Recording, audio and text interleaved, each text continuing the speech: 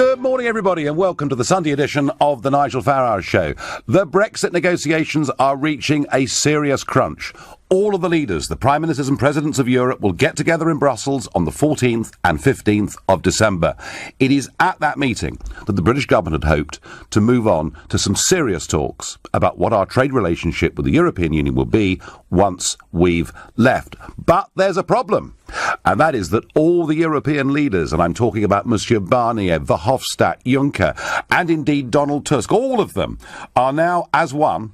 And they've given us an ultimatum. They've told us that unless by the end of this month we have satisfied their demands, in particular on the future of the border between Northern and Southern Ireland, and on the so-called Brexit divorce bill, where it appears they want us to pay 60 billion euros, unless those demands are met, they will have to tell, with regret, they say, the leaders in Brussels that insufficient progress has been made and that we cannot move on to discussing trade, which would mean that the next time all the leaders get together would not be until March in 2018, by which time the Article 50 process is beginning to disappear. We're running out of time. So it is a very, very big moment. What is the government going to do? How are they going to respond? And to try and help me through this, somebody that's been watching these European negotiations for many a year is Adam Bolton, editor-at-large for Sky News and commentator for the Sunday Times. Adam, good morning. Good morning, Nigel. Well, you've seen all of this, Adam, from the Maastricht Treaty onwards and various crises. How does this rate in terms of seriousness? Well, it's obviously very serious because this is the most dramatic change in Britain's position vis-à-vis Europe since the 1970s. So there's serious talk on both sides. My feeling about the negotiations is that we know how Europe does business. I mean, you know very well from all the time you spent at Strasbourg and Brussels that things do tend to go down to the line, and that however carefully the backroom boys, if you like, prepare the negotiations, in the end it comes down to a head-to-head between the leaders, particularly the big leaders of Germany, France, Italy, Britain, and the rest. So I think there's a certain amount of theatre in all of this. This is the moment for the European Union to try and stand up for their interests in the process of Brexit. Obviously, that relates to the money. It relates to the what they call citizens' rights, EU citizens in this country and UK citizens in the EU. And it relates to this really existential question for Ireland, what the border is going to look like. So I think they're going to put the squeeze on as much as they can. But realistically, they know that Britain is on course to leave the European Union in 18 months' time. And so I think they will agree that they've got to have some sort of framework for what things are going to look afterwards when we come towards the end of the year. There may be a few weeks' delay and a bit of drama, but I think they know they've got to start talking about this in the round fairly soon. I mean, I'm assuming that they're not bluffing. I mean, they're basically saying that unless by the 1st of December we're satisfied with the progress you've made, we can't recommend that European Council even discusses the issue of trade. And I just wonder, in Westminster, within our own party, if Mrs May was to say, OK, we agree, it's 60 billion euros, how does that go down with their own backbenchers? Well, they know that, and they know on both sides that that's extremely sensitive. Now, effectively, one interpretation of the speech she gave in Florence would actually be that Britain is going to pay what it owes, and one version of it would be about 60 billion. I think if it emerges this week in hard figures, 60 billion, that would be a disaster because Eurosceptics would have to protest at that, bearing in mind that Boris Johnson talked about not a penny and listening for anything more than 10 billion. But if it just comes down to Britain has agreed that it will pay its obligations, that will probably be enough if there has been a nod and a wink behind. I mean, strangely, I think the biggest problem is this Irish question. I think it's absolutely massive. I think it got sidelined because, relatively to the rest of Europe, obviously Ireland is a small country, but I think it's a very dramatic issue, and for the Irish government, it is absolutely existential what their relationship is with the north of Ireland, bearing in mind all the history of the Troubles which we know about. Yeah, but I mean, we have had a common travel area with Ireland since 1921, so I don't think the movement of people back and forth really is the problem. But I do see there's a point about goods if we're leaving the customs union and there isn't a free trade agreement. I mean, surely shouldn't the Irish government be arguing strongly to have a free trade non-tariff deal to keep that border as free as possible? Yeah, and I think they would like that. I mean, obviously the Irish government would like Britain to stay in the European Union, which would involve having, as you say, a free trade area and freedom of movement. The problem is that there need to be, if Britain is going to be outside the EU and Ireland's going to be in it, there obviously has to be some sort of border control, and that clearly would affect the free movement of people and the travel area, whether people like it or not. And I think one of the issues the British government is only just coming to realise is whether it might have to agree some sort of special status within the island of Ireland. Which could easily be negotiated, couldn't it? I mean, the one thing I get, Adam, is from the unionist community in the north. I mean, no one there is urging for there to be a hard border. There is general agreement that we have to try and make this as relaxed a border as we possibly can. Yeah, but if the consequence of that is that effectively there's a border in the Irish Sea between the island of Great Britain and the island of Ireland, I don't think that will be acceptable to unionists, particularly, as we know, Nigel, now that the government is reliant on their votes to survive in the House of Commons. Yes, now, I don't think the Ulster Unionist movement in the shape of the DUP has ever been in a more powerful position. I certainly agree with that. Adam, give me a prediction. Do you think that when Mrs May turns up in Brussels on the afternoon of the 14th of December to meet all the other leaders, do you think trade would be discussed? I don't think it will be explicitly discussed at that summit. I think the best that they'll get for the summit is an agreement to start early in the new year, talking about negotiations in the round. But, as has been pointed out throughout these talks, it is not in the interest of either side in trade terms to have a hard Brexit. And therefore, I think, there is some concern that people do business is very, very concerned on both sides of the channel about their planning for the future and what they need to set to one side. So my guess is they won't talk about trade, certainly at that summit, and I think there may have to be further summits on that. But, what we're really talking about is can they move towards that deadline, which is frankly a year's time, of having a draft agreement, as you know, that they can then put to national and regional parliaments. Yeah. And things are really ticking away. But I think, bear in mind these people are politicians, and to fail in negotiations is really a total admission of failure of the political process. Adam, I will see you at that summit in Brussels on the 14th of December. And thank you very much indeed for joining me here on LBC this Sunday morning. Well, Adam Bolton, kind of saying, however dramatic it looks on the big picture, quietly through the back channels, negotiations do take place. And even if it appears at that summit trade's not being discussed, somehow behind the scenes it will be, I still can't get away from the feeling myself that the demands that are being made by these unelected people in Brussels, I almost said nobodies, that wouldn't have been kind, would it? The demands that are being made are frankly wholly unreasonable, and I think if Theresa May was to agree to pay 60 billion euros as our parting shot from the European Union, I don't think the Conservative grassroots in this country would put up with it, and frankly, nor should they, in my view. Matthew in Heathrow is our first caller of the morning. So, Matthew, the government is in a bit of a pickle. What do you think Theresa May should do in the next fortnight? Well, basically, I think, morning, Nigel, we just got to tell her what they want to hear, because we do want to get onto those trade talks. So basically, if we've got to offer more money, we offer more money. But basically, it's all subject to the final deal. So it's likely, once we get onto the trade deal, if they're not going to give us that free trade, we're going to walk away. But the main issue is the Northern Ireland issue, and unfortunately, the Conservatives have a conflict of interest. We've now got to get Northern Ireland, all the parties, to be talking together, and I think Jeremy Corbyn now has to go through the back door and actually get them together talking, because it's not going to be resolved until we get the people in the parties in Northern Ireland to be resolving it themselves between Southern Ireland.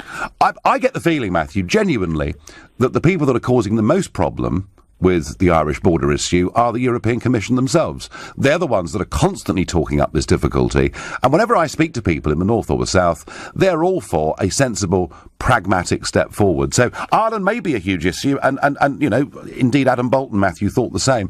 But just coming back to this money point, Matthew, you know, they're asking us to commit to, I think at current exchange rates, 53 billion sterling.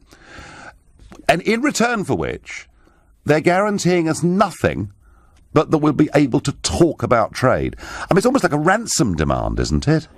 Well, yeah, I understand. I mean, the way I see it, as long as it's the whole deal, so as long as we could sort of say, yeah, we will pay that, and possibly then we'll keep free trade for 5-10 years if we have to pay in so much money at the end of it once we get onto the trade. But we need to get that free trade, and you know, and obviously they do need money, and they do need our support for a while. Oh, they need money, all right. They certainly need money, all right. They've got plenty of money problems. Matthew, thank you. Matthew thinks that actually getting towards free trade, even if it costs a great deal of money, is where we need to be.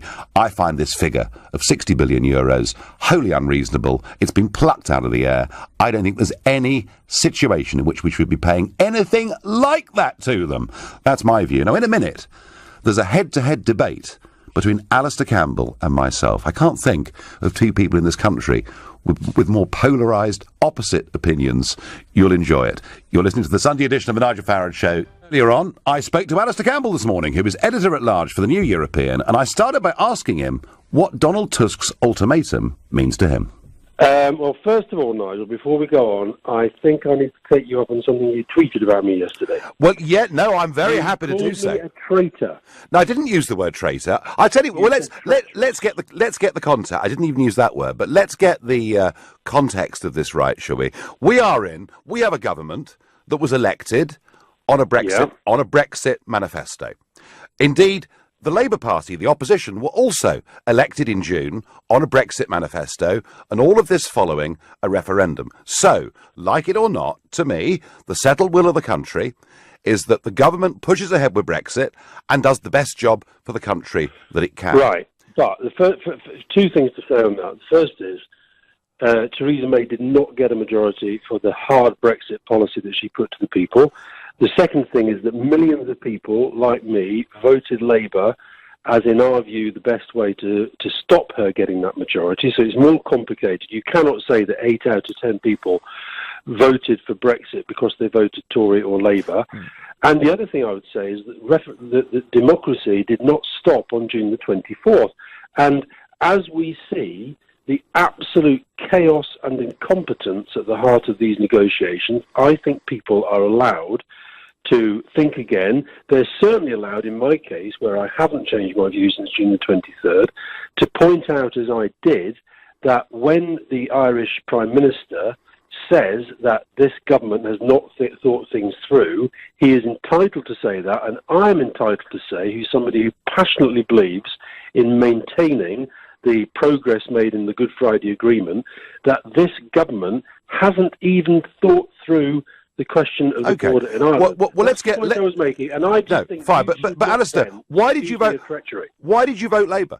Why did you vote for what you consider to be hard Brexit? Because I listened to that Labour manifesto launch. In fact, I said on LBC how impressed I was by the things that Corbyn had said, because in that manifesto was very clear, was leaving the European Union, leaving the single market, and ending the free movement of people. That is what every Labour MP was elected on. And all I'm arguing is the settled will of the country is we should push ahead to Brexit. And as for the Irish, it's not settled. Well, why did you vote for what you call hard Brexit in the general election? I am a Labour person all my life. The election, as Jeremy Corbyn, I mean, the one thing I'd say Jeremy Corbyn did very, very well is, even though Brexit is the defining issue of our times, he managed to persuade people it was actually about jobs and health and education. I voted Labour because I felt that was the best way to stop Theresa May getting the landslide that she planned for the hard Brexit. So you cannot say she has a mandate for the policy that she put forward. I would say a hung parliament means, particularly with the DUP as propping up the government and the impact that has on the Northern Ireland peace process, you cannot say that the will of the people is settled. I have never known the country more divided, more angry, more determined, more feeling that the leadership in our country is absolutely woeful. Well, I wouldn't disagree. I wouldn't necessarily disagree with you on that point, but that means, Nigel, we cannot just go along with what Theresa May, Boris Johnson, Michael Gove, David Davis, Liam Fox tell us is the settled will of the people. It is not. And so I am going to keep arguing to stop this madness, because I think it's going to fundamentally damage our country. Now, I know you take that view, and I know you believe that, and I take, of course, the opposite view. But, Alistair, the reason that we had our Twitter spat was that you were encouraging a foreign government in these negotiations to, and I quote you, play hardball. Now, surely, whether you like Brexit or not, you should be on our side, not their side. But listen, this is, when it comes to Ireland, having spent a very, very decent part of my life working with Tony Blair and others to get the Good Friday Agreement in place, I actually don't see this as being us against the Irish. I see this as Brexit potentially destroying one of the most important progresses that we made. And to this day, 18 months in, I have not heard a single thing from a single government minister explaining how they are going to deliver Brexit across the island of Ireland without bringing back some sort of hard border. Well, let me tell you, Alistair. Well, let me tell you how easy this is. The first thing is, we don't need lectures from Brussels on how to deal with the free movement of people with Ireland. We've had a common travel area since 1921. So that's because we've been in and out together. So that ends that. No, it doesn't, Nigel. When it comes to... I'm sorry, Nigel, I'm not letting you get away with that. I'm not letting you get away with that. And they're not part of Schengen. Because we've been in and out together. This is going to be us out, them in, and we will be the only land border. Now, that is a problem. It is a real problem, which I'm afraid you and Johnson and all the rest of you, you just will away.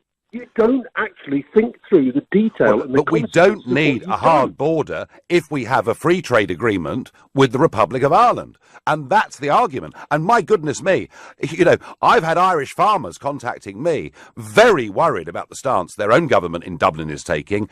If we have the free movement of goods between the north and the south, we don't need a hard border. But, let's see where we get to on that. But can I bring you back to the fact that we're now in a position where, as I say, the hierarchy in Brussels have given us an ultimatum, effectively, that we have to offer them a gargantuan sum of money, or they will not, at the summit on the 14th and 15th of December, discuss trade with us. What should we do, in your opinion?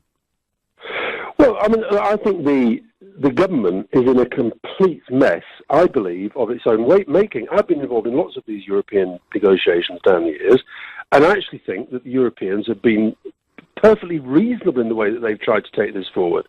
I think they were right to say that the so-called divorce bill is important, right to say that the Northern Ireland border is important, and right to say that the issue of EU citizens living here and UK citizens living in the rest of the EU.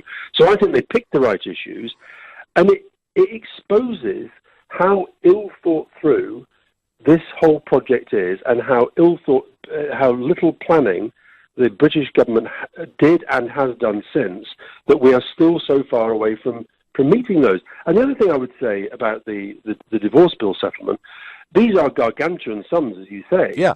But they are as nothing compared to the sorts of sums that we're going to see drained out of the British economy if we leave the single market. But I heard that argument if we didn't join the euro. I was told by your guys in 2000, if we don't join the euro, foreign and direct investment will drain out of the country. And look, we've got economists like Patrick Minford saying we could be 130 billion better off over the next decade. Listen, you've got your token economist, you've got your token businessman with James Dyson.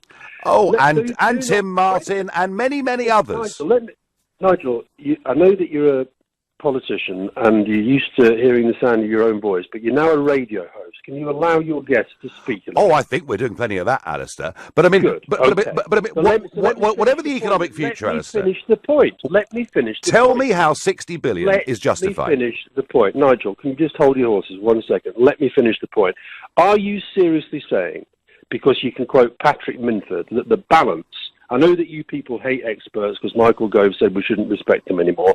Are you saying that the balance of economic and business opinion is in favour of Brexit and saying that Brexit will boost the British economy? Because 99% of the ones that I speak to say the exact opposite. The situation is the big corporates all go with the establishment, all go with the European Union. When you get to entrepreneurs and small and medium-sized businesses, you find a completely different answer to that question. I do a thing. Let me say something, Nigel. Every single event I do, whether it's a school or a college or a university or a business convention or the Association of Colleges that I did this week or a health service conference I did the week before, I now start by asking 4 questions. Are you optimistic or pessimistic about Trump? Is 90% to 100% pessimistic. Are you optimistic or pessimistic about Brexit? I've yet to get an audience with more than 15% optimistic about Brexit. And do you think Theresa May will be there at the next election? Next to none. And do you think Jeremy Corbyn will be Prime Minister? It's about 10%. We have got a crisis of leadership in this country, and we are facing the biggest challenge we've faced since the Second World War, and we're doing it as you're interviewing, your questions are showing to me again today on the basis of wishful thinking and sort of raking up arguments from the past. Every balanced opinion, expert opinion on the economy and on business is terrified of what's happening. And yet 70%, and yet 70% in the opinion polls, 70% consistently now want the government to press on with Brexit. Alistair, I'm going to ask... Partly because you've got both main parties saying there's no alternative. Lord Kerr, in my view, showed last week you can stop this process if the country changes its mind, and with proper leadership, I am absolutely convinced the country actually is changing its mind without leadership. With leadership, I've got no doubt whatsoever people will want at least to think again, because this is a catastrophe in the making. And you, Nigel, are partly responsible for it. I know you're very proud of that, but I think history has done you very No. I believe we should govern our own country, but I want these negotiations to be a success. It looks to me, although it's going to be very difficult, Mrs May is being asked to stump up 60 billion euros within the next fortnight for the conversation to even continue, should she say yes to their financial demands. Well, she's in a negotiation, and these negotiations are like jigsaw puzzles in a way. There's all sorts of different moving pieces. But I repeat the point I made.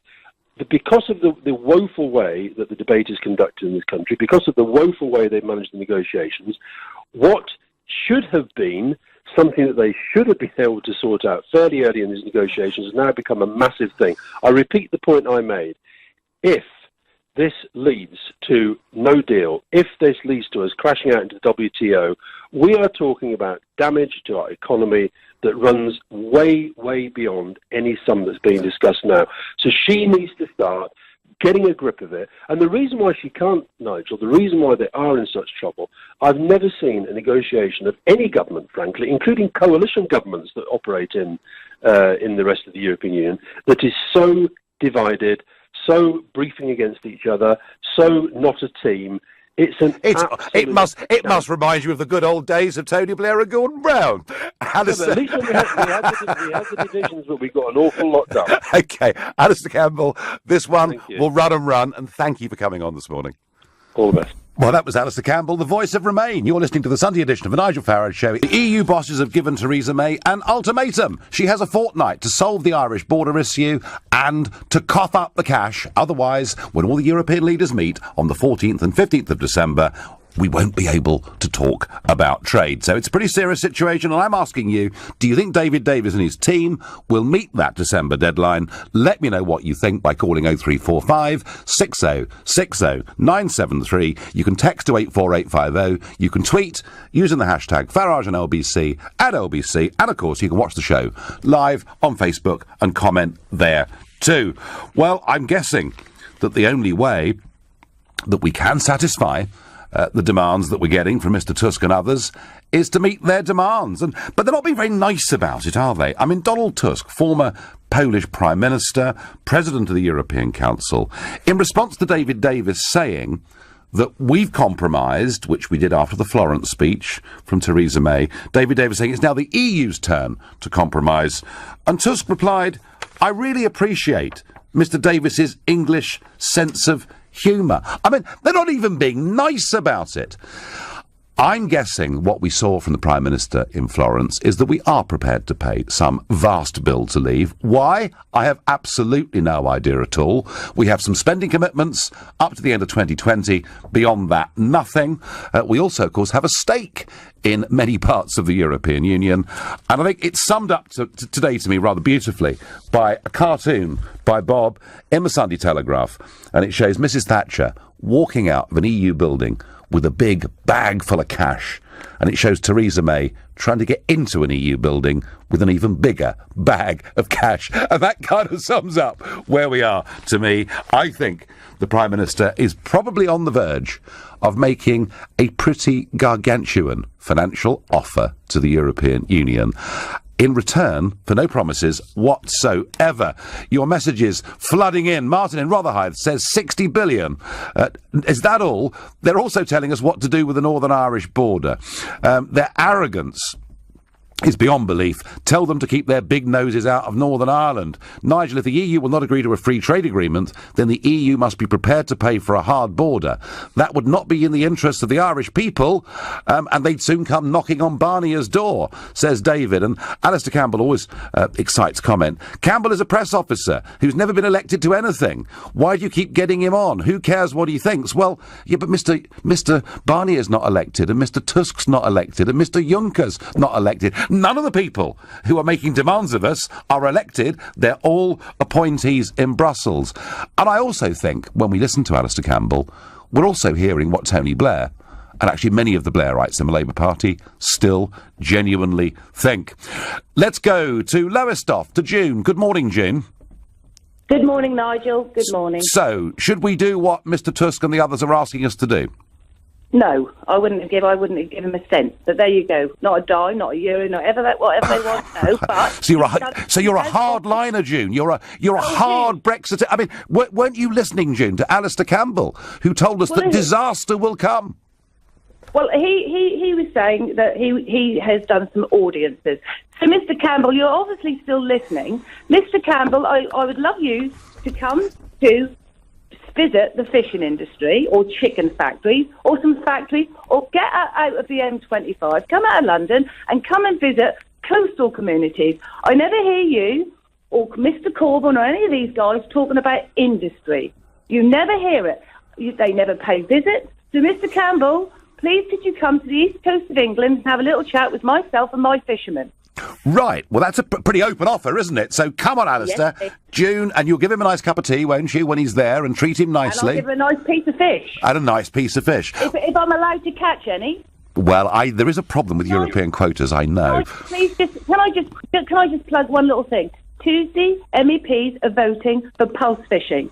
It has to stop. I know. It's illegal in China. It's illegal in the EU.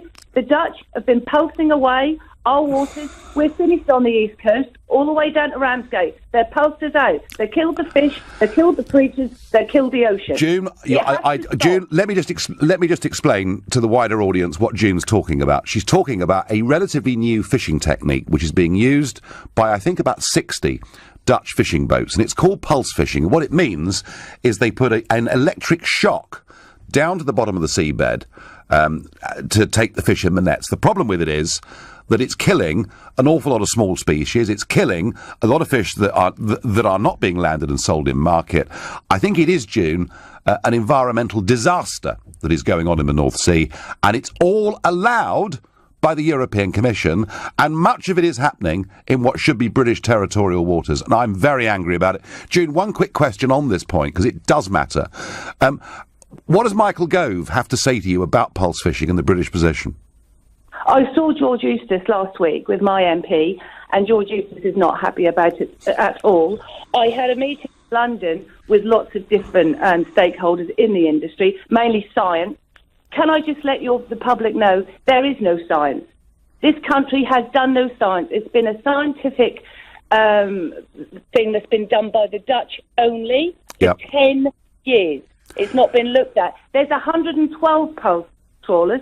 10 of those are flagships, which that means that we own them, but the Dutch have them. Yep. While I was at the meeting last week in London with these various bodies, CFAS, etc., DEFRA, the French were there. And the French are behind us, Nigel. There was a young lady, apparently they've broken the law. That should never have happened, and a lot of money has gone into it. So I think if any of MPs are listening, and they obviously will, because they learn a lot from you, Nigel, if any MPs are listening, Tuesday you're voting.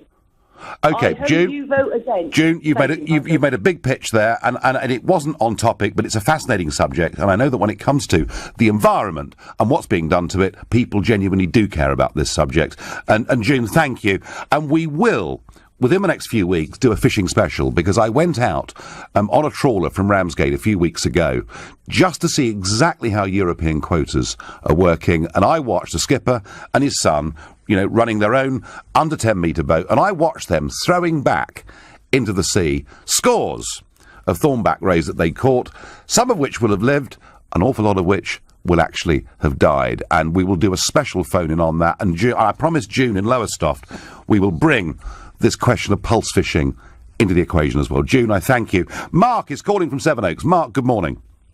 Good morning. My idea is that I think that the negotiation should be more of a process of exploring greater flexibility in our relationship with the EU, rather than looking for something more sudden. I think this could help progress the negotiations. At the moment, anyway, the whole of the British state is not in the EU. The Isle of Man is in this free trade area. I think the Channel Islands are not in that even. No. So we could start by talking about adjusting these borders.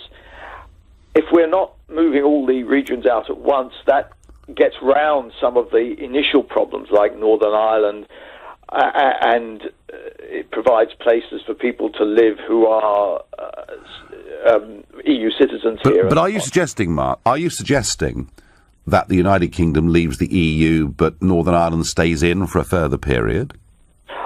I am suggesting that that it's not considered to be something that all happens at once necessarily. We can be more experimental and scientific about it. We don't have to move all the regions out at once. I think we do, Mark. I think we do. I mean, we did vote as a United Kingdom, didn't we? That's true, but there's also the possibility of regions raising that they want to devolve things. And one of the things that we have to remember is that we review our political decisions in a general election every 5 years, and in 2021 it'll be 5 years since the EU referendum, so it'll be hard to argue it would be undemocratic to review that decision then. Well, actually, Mark, the truth of it is, by 2021, we should have left the European Union, its single market, taken back control of our borders, and it should be an issue of history. The problem is, Mark, my feeling is, the way this government have dragged their heels, that actually, by the time the next general election comes along, we'll still be more in the EU than out of it. We'll be out, I suspect, in name only. Mark, they're suggesting that different parts of the UK could leave the EU at different speeds. That would not be acceptable. Not acceptable, I think, to most of us. I wonder whether the European Union would accept it. After all, they don't want Catalonia to have their own voice, do they? You're listening to the Sunday edition of the Nigel Farage Show.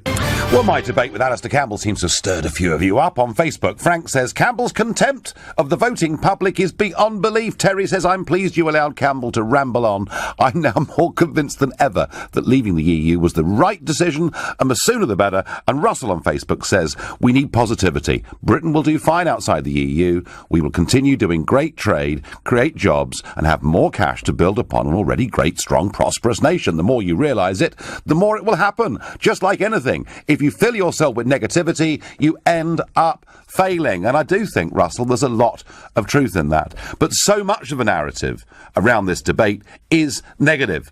And we're getting it from many members of Parliament. We're getting it from many of the bosses of the big businesses. Goldman Sachs repeatedly doing this stuff. Even this week, their chief executive calling for a second referendum. But David Davis and Mrs May are in a fix.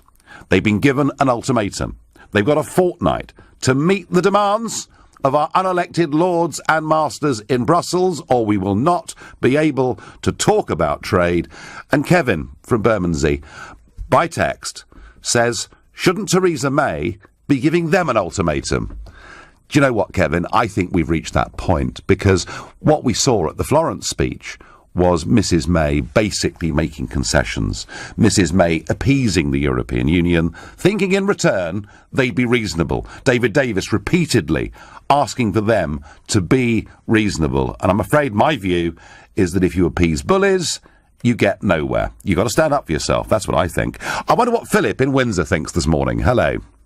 Morning, Nigel. The specifics of the Irish border I'd just like to sort of pick up on. I find it slightly disingenuous of the Irish government, and Alistair Campbell come to that, to raise the implicit threat of Good Friday collapsing as a result of Brexit. I mean, there's always going to be a political disagreement in the island of Ireland, but it will be driven by economic concerns, and I reckon the Irish government have got much more to worry about than the politics of the border than the economics of the border. Well, what happens, Philip, in Brussels, and the Good Friday Agreement, something, of course, a process that John Major began and that Tony Blair finished, and with a huge amount of give and take, to get that onto the blocks. What happened was, even though it was the Americans, actually, it was Senator Mitchell, if you remember, that acted as the broker between the two sides. The European Union managed to get the name of their organisation written into the Good Friday Agreement, and they kind of claim in Brussels that had it not been for the European Commission, there wouldn't have been a peace deal in Ireland. That's what it's about. Yeah, I spent a year of my life trudging up and down that particular border, and you can make it as hard as you like, it's still going to be porous. It's about 350 miles long, isn't it, Philip? Is that right? I couldn't tell you precisely how long it is, but it's long enough. Right, okay. Yeah, and much of it's rural. I mean, as I say, I tried to argue this with Campbell earlier. We've had, a common travel area since 1921. Ireland itself is not part of Schengen, which I think makes things a bit easier. But there is this question of goods, of tariffs, moving across the border, which is why actually the solution to this is for us to have a simple free trade deal with the EU. Then I think, Philip, it's a non-issue. I think you're right. I mean, the amount of smuggling that used to go on down there, and probably still does, was phenomenal. It wasn't just weapons; it was eggs, diesel, cattle, everything. It was, and of course now with the South being in the euro, and with the North being with sterling, you're going to get goods moving back and forth, aren't you? To take advantage of price differentials. Of course you are, and that's why I say it's the economic dimension which worries the Irish government. The implicit threat of politics is, I find, disingenuous. Yeah, so do I, Philip. And all the people, and I know lots of people in the Northern Irish unionist community, and all of them want to compromise in any way they can. Nobody wants to threaten, nobody responsible wants to threaten the Good Friday Agreement, the peace that's been achieved. Philip, I thank you for your call, and Philip saying, frankly, this is being hammed up as an issue when really there are quite practical ways of dealing with it. Carol is calling from Kent. Good morning, Carol. Good morning, Nigel. So what does Mrs May do? Well, yes, we agree. Of course we agree. That taking into consideration that other European countries don't play cricket according to rules, so we agree. We don't pay it, but we agree nicely. Right. Smile. Probably we're going to be very ashamed of me. I'm very sorry, but I just think that we've paid not the government, but we as taxpayers have paid already an awful lot into the EU. Well, we've paid a huge amount into the EU, of course we have. But so you're suggesting, Carol, that we go in and say, yeah, OK, fine, we'll pay you, and then when it comes to it, 6 months, a year, 2 years down the road, we just knock them, do we? That's right. Okay, that's an interesting tactic from Carol there. And my last caller on this subject is Tony in Fareham. What do you think, Tony? And not just Theresa May. I feel a bit sorry for David Davis, because he kind of is piggy in the middle, isn't he? He's the one arguing for reason, and now they're laughing at him. Well, I think you're right, and good morning, Nigel. Good morning. I think they're just constantly, it's a smoke and mirrors game they're playing at the moment. They're just trying to... 1 week it's free movement of people. Next week it's the rights of EU citizens and vice versa. And this week it's the 60 billion euros. Well, my only question on this is, please can you add up all our assets and take that away from the 60 billion? Well, that's interesting, Tony. So one of the arguments I've been making is that we've got a 9 billion investment in the European Investment Bank, and so we should be able to get that investment out. Maybe not immediately, but we should be able to get that out. Alexander Stubb, one of the vice presidents of the EIB, has said the UK will get its money back, but it'll take until 2054. I mean, whichever way you look at this, they're being completely unreasonable. And I wonder, Tony, whether what we ought to do is go to Juncker and say, look, we know you've got a huge wine cellar that is owned by the European Commission. Presumably, as we pay 16% of the bill for the whole club, we can have 16% of your wine cellar. I wonder what he'd say. Well, I mean, I think that, the thing that the public doesn't realise is that they're charging us for projects. They're going to be charging us for projects, EU projects, that have not yet been financed or budgeted for. Yes. And that's where my big problem is, because literally they're holding us to ransom for the poorer countries of the EU, bless them, who cannot afford these projects. And then richer countries like France and Germany are going to be putting their hands in their pockets to subsidise our lack of... Should Mrs. Tony, money. I'm going to ask you final question, last word on this subject. Should Theresa May be prepared to pay 53 billion sterling for us to leave the European Union? Definitely not. Definitely not, says Tony in Fareham, and definitely not, say I. It is outrageous. Time we started putting out a few demands and not being dictated to by everybody in